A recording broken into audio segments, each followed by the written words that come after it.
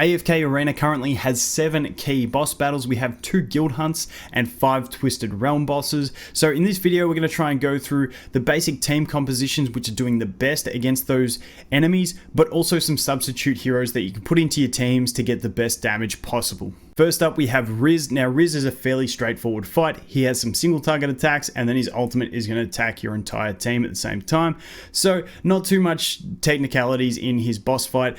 A really good hero for this is Saurus. If you can get Saurus to a level 30 signature item, it's amazing. He's going to heal your entire team. But Saurus in general just deals some massive damage to bosses as long as he doesn't get controlled.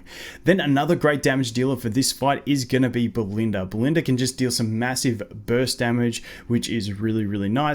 And then for supports in the back row, the current meta is using something like the Twins and Rosaline with a Lawson, but that team really does require you having a level 30 signature item Saurus to heal. So not everyone's going to have that. So a great hero to put in that back row is going to be Rowan, even at low ascension. Put him in the middle. He's going to be able to heal his whole team with the potions, which is really, really nice. Now there's another tech choice that you can try and throw into your team, and that is going to be the Warwick. Warwick, because he's going to really reduce the defense of Riz and help your heroes deal some more damage to him. Then we have something else that is a really interesting tech choice, especially for early game players. If you're struggling with low ascension on your heroes and the Riz AoE is killing your whole team, you can throw a Cecilia in, and she's going to actually drop a ring which is going to reduce Riz's attack by 60%, allowing your team to survive further into the battle. And surviving further into the battle means more time to deal damage and more overall damage. But between those heroes, hopefully you can piece together a decent team. Like I said, if you don't have the Saurus at 30 signature item, Rowan is going to be pretty key. Next up, we have Soren.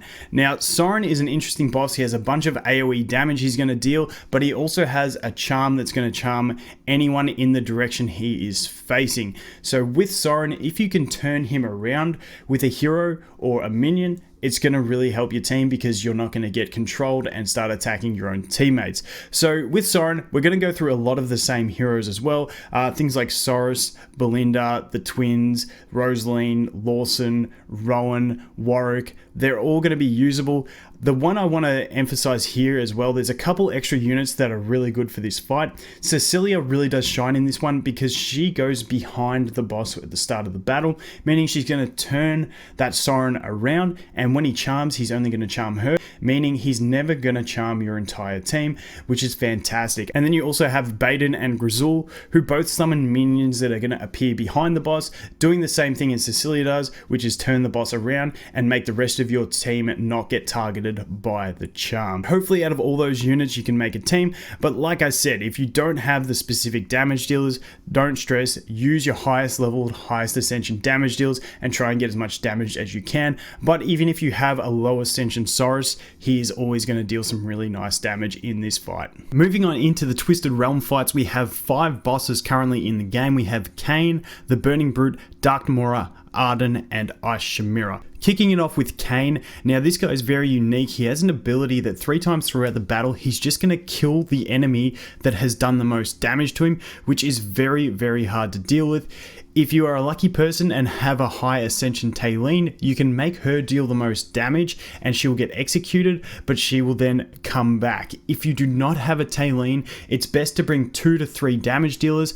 Some people can go with a Chimera, a Belinda, and a Rosaline. All 3 deal decent damage, and then Rosaline's going to buff the other one that's dealing damage. But the current main meta for that boss is going to be Talene, Grizul, Celestial Twins, Warwick, and also Damon. So that is going to be the ideal team. But like I said, if you don't have those heroes built, you can definitely go for something like a Rosaline, Belinda, Chimera, Rowan, and even the Twins at Elite or a low ascension will still be fantastic for it. Next up, we have the Burning Brute. Now, this guy hits like an absolute truck, so damage mitigation is very key here, along with sustain. So the main team that is being used at the moment in endgame is going to be Isolde with Saurus in the front row, with the Twins, Cecilia, and Mahira in the back row. Now, the reason for this is Isolde can stack a bunch of attack the more damage he takes, and because the Burning Brute does deal so much damage, it's going to increase the attack of that Isold. Saurus is there requiring a 30 signature item to be able to heal the rest of the team. The twins are there for the haste buff in general. The Mahira is there to be able to charm to avoid the ultimate, also just to deal some damage and increase the haste of her allies. And then we have Cecilia, which is very important in this lineup. Cecilia is there to put her ring down around the boss to reduce his attack power and let the rest of the team survive. Things like a low ascended twins is still really useful. Even a low ascended Mahira is going to be really nice for your team. You've got other things like Rowan and Rosaline that are just good supports, and then whatever damage dealers you have. And also, even if you do only have a low ascension Cecilia, she's still going to reduce that attack and be fantastic for the run. Now for the Dark Namora. Now she is unique in that she summons adds and you don't actually deal damage to the Namora. You get your score based on the amount of damage you deal to the adds she keeps resummoning. AoE is very vital in this one, and that's where Shamira has earned a place as the #1 damage dealer for this. The meta team for it is going to be Shamira with Estrilda in the front row. Then we have Rosaline, Rowan, and the twins in the back. And basically everything here is just basically trying to increase the damage output of that Shamira, increase the uptime of her ultimate so that she can just AoE cleave all the adds as they come. Basically for this fight, if you don't have these heroes, you really want to bring something with AoE damage. Shamira is a very free to play friendly option to bring, so if you do have her, she is definitely the #1 damage dealer, and then whatever support you can bring to give her will be fantastic. The Rowan and Rosaline are very obtainable, same with the Estrilda, and if you can get a copy of those twins, it's going to be really fantastic for you. Moving on into the Arden boss. Now this guy is able to be stunned, and stuns are going to be key. Now the meta team for him at the moment is going to be Saurus, Grizul, twins, Rowan, and Warwick. So Grizul is there because he's going to steal defense and attack. Also, he's going to keep summoning his skeletons, which are going to be healed by the Saurus at level 30 signature item. Once again, the Saurus level 30 signature item is needed, so those skeletons are also going to stack up the damage as well. Twins for the haste again, Rowan because he's just an absolute beast with the attack buff and energy recovery. And then we have the Warwick, and Warwick is in there because he has a massive defense reduction for the enemy, which is really going to help out. Now you might be wondering, where do the stuns come from? The stuns are all coming from Saurus, because even though he does deal a lot of damage and a lot of healing, he also has a stun tied into one of his abilities, and with all the haste increases from the twins, he's actually going to pretty much lock out that Arden and mean that you can just deal as much damage as possible. Now if you don't have these heroes, bring anything with some crowd control, some stuns, some sleeps, some fears, anything you can to try and keep that Arden controlled, because it's going to increase the damage you can deal to him.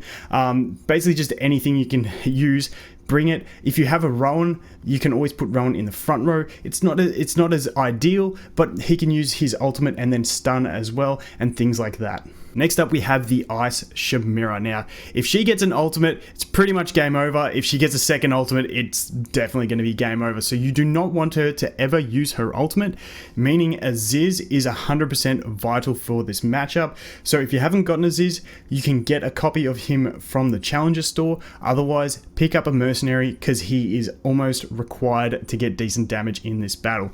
The current meta comp is going to be Saurus. Once again, level 30 signature item is very important.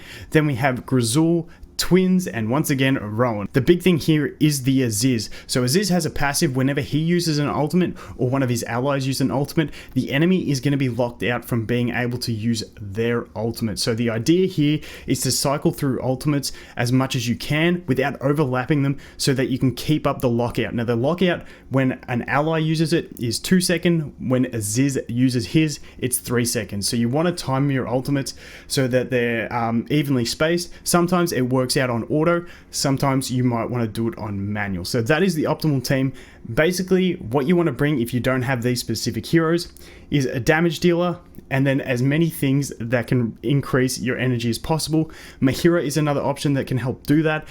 Then you also do have something like Rosaline, which is going to boost the energy bar of an ally, which is going to give you more ultimates. So just you want to use as many ultimates as possible in the fight with an Aziz in the formation, to make sure the Shamira does not use hers. So that is going to be it for these boss fights. Hope that helps you out in your team selection. Thanks for watching, guys. Hope you have an awesome day, and we'll look forward to seeing the next one. Cheers.